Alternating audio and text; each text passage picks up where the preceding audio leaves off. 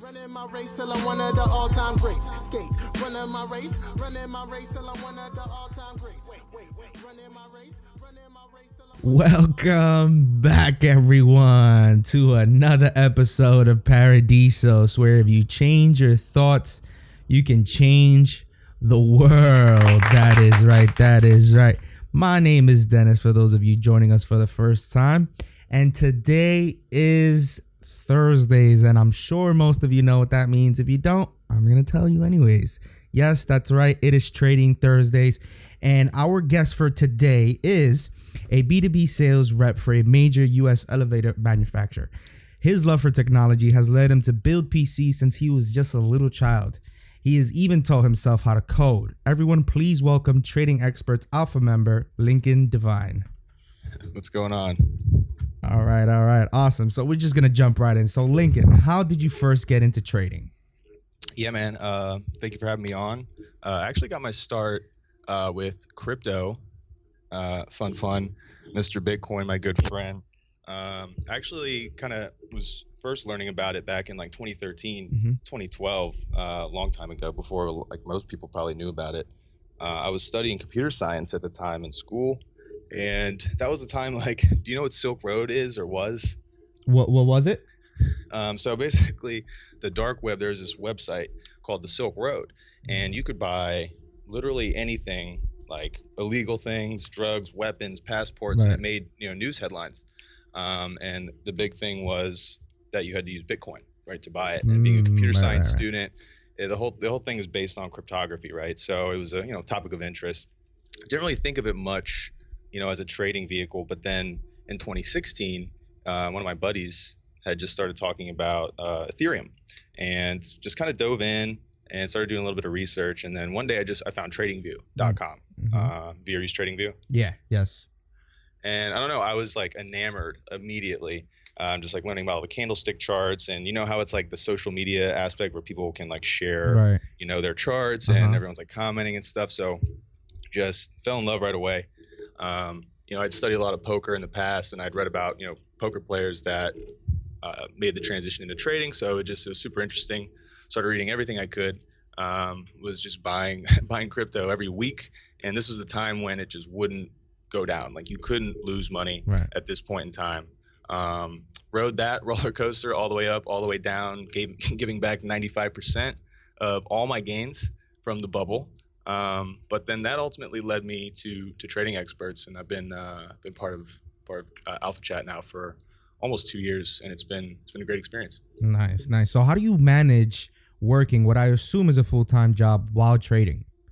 Yeah. So the good thing about the Trading Experts method is, it's a swing style. So, you don't have to be super glued to your screen. Like if you're day trading, you got to be dialed in, you got to be staring at it, you got to be looking at it. So the swing style of trading where you're holding, days or weeks, is a little less maintenance.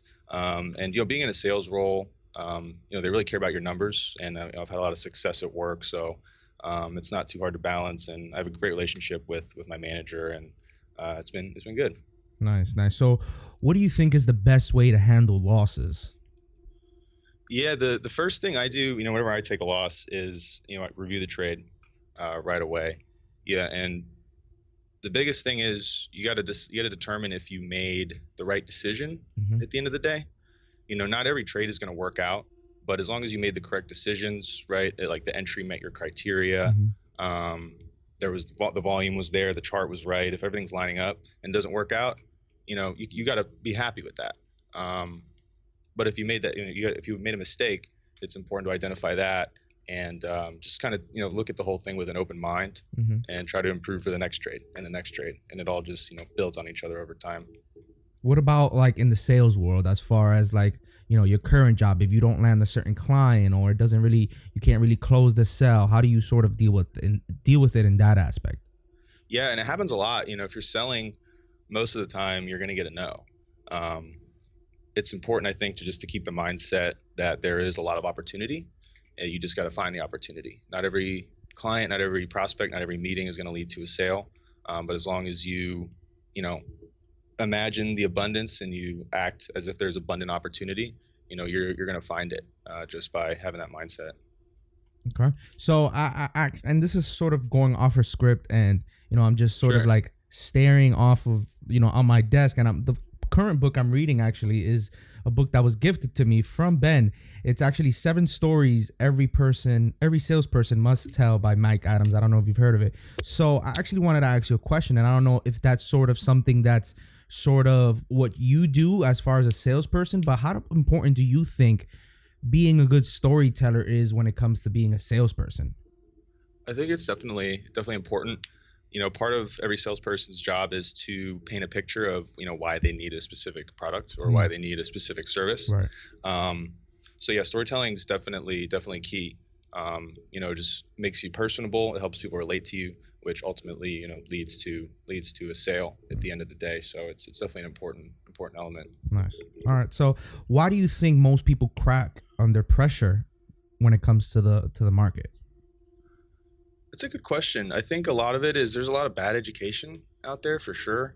But I also think that a lot of people just have limiting beliefs, period, that prevent them from achieving what they want to achieve. Right. Sort of like misconceptions. Yeah, and it's true that most traders lose in the market. But it's, the 10, 20%, whatever that number is, that like put the work in and they're kind of crazy enough to think they can succeed at it. And those are the ones that spend the time looking at the charts. They're the ones that are spending time reading books and studying their trades and going over their journal and all those kinds of things. And, if you believe from the start that you're going to fail, then you're going to fail. Right. Because you're not going to put the work in. So, yeah. Okay. So how were you able to max out your 401k IRA contributions last year? I know that was a big thing and Ben was telling me about it. So how were you able to do that? Yeah, it's really there's one, you like focus on increasing income. There's a lot of fields you can go in that pay pretty well. If you're young, coming out of school, kind of like I was, sales is a good route to that. Finding a place where you're a good fit and just putting the work in. Beyond that, you got to kind of know what you want out of life, I guess. I know you had Django on, and he was kind of like knowing your why was a big thing, and I think that's a big part of it. Because you're seeing all this money just go into these accounts, and you could be buying this, or you could be going here or there. I value experiences, I value comfort, I value quality time with people, I value financial independence, time independence. And I know that allocating that money to my future is going to pay huge dividends in the long run and allow me to achieve those things. So just kind of knowing where your head's at and why you're saving and why you're investing to really get there. Okay. So that actually is perfect that you mentioned that, because it sort of leads me to my next question. Before we actually started this interview, you mentioned that in order to find balance between saving and spending time increasing income and hustling, something is required. So I want to take a few minutes and break down the 3 requirements that you mentioned, requirements finding that balance, you said. So you said knowing what your core values are, specifically what you value, followed by a alignment of those values tied in with goals that lead to action. So how can someone determine what their values are or what they need to be, what those values need to be? Yeah, it's a good question. I think a lot of it comes from, reflecting on your past and thinking about the things that are important to you. For some people, it's family. For some people, it's money. For some people, it's, experiences in life. So just kind of reflecting on what's important to you personally is huge in determining those values. Okay. So what kind of things can someone do to block any distractions that might cause them to not be able to align those values?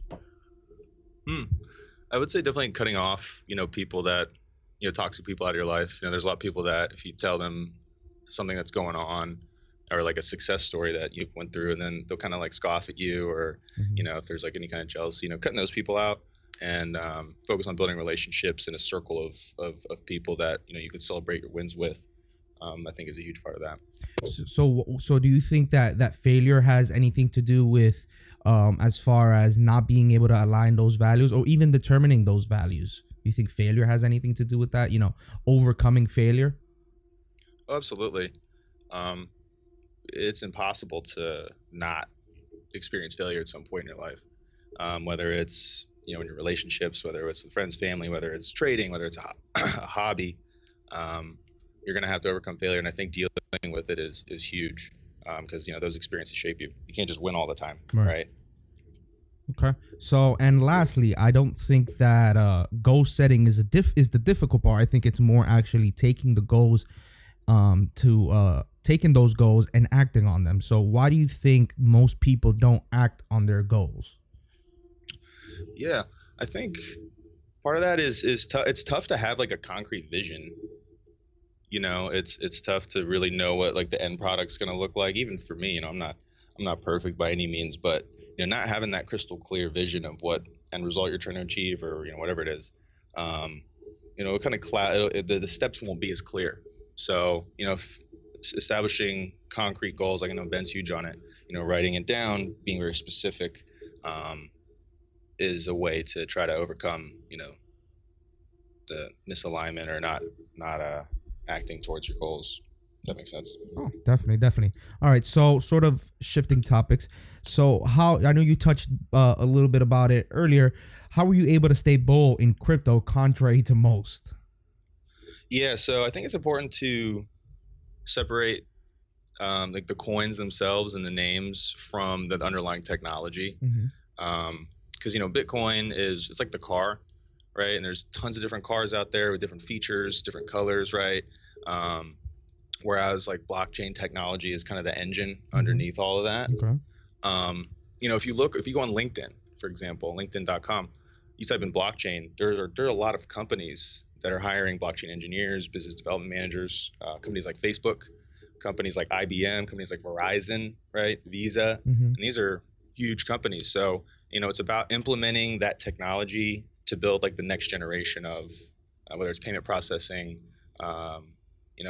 things like that, right?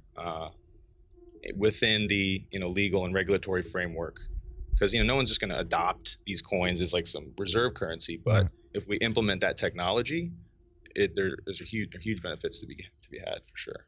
Got it. Okay, so you said you mentioned also that you studied theory when you were younger. How do you think that sort of parallels with sort of trading nowadays and what you did when you were younger? Which theory? I believe you said it was you studied computer science in college. Yeah. Are you referring to like poker? Yes. Yeah. Yeah. So I actually kind of was talking about this in the chat the other day. Tons of parallels. It's kind of like you got to build a kind of a mental framework to approach where the opportunity is, okay. Both in poker and in trading. In trading, it's the chart, it's the volume, it's the price action.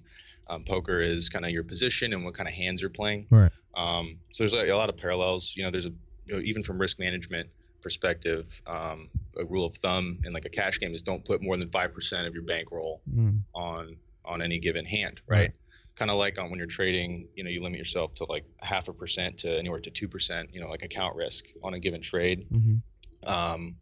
There's the idea of like hand ranges where you want to be able to play those strong hands, right? Those pocket aces, those pocket kings, right? And in trading, you got to kind of find those setups that's your pocket aces, your best setup that you trade. You got to look at, you got to review your history and figure out what those setups look like, but get really good at nailing those strong hands and getting the most value out of them. The idea of trusting your edge, playing your equity in a given spot, all kind of overlaps, I think, with trading. Nice. All right. So to wrap things up a bit, and I know it's short, but I feel like we covered a good ton, but just to wrap things up a bit, can you tell us a little bit about things Floridians like? Yeah, that was a social media kind of like influencer business my buddy used to run. Kind of started off as like a meme page, and then he had curated most of that content. I kind of came in, built the website. I started reaching out to like local businesses to get some promo done for them and like sell advertising, basically. Try to like monetize things. We had a good time. We made it a legit company, made a little bit of money. It's kind of fizzled out. Just me and my buddy Brian have kind of started to do different things, but it was a super great learning experience. Got a lot of hands-on knowledge with social media management, content creation, that kind of thing. Definitely was a fun time. Nice. Awesome. All right. So one last question that I tend to ask, most of my Trading Thursday guests is, why trading experts?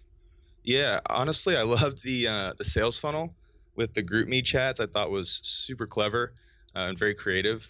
It just kind of drew me in. I could recognize, because in the crypto space, there's so many scammers out there. Even in every trading space, there's forex, gurus that are scammers. Crypto, same thing. So I just, I recognized the legitimacy. I thought the programs were great, and it gave me a lot of kind of direction and structure into starting to trade stocks, which I hadn't done before. And it's been great. The amount of value I've gotten from trading experts has been immense, and would recommend it to anyone looking to start trading. Awesome.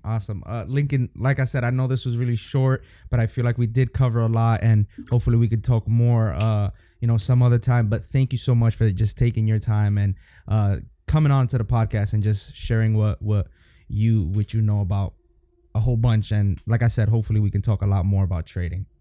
Definitely, man. Love to be on, and I appreciate you having me on the podcast. Awesome.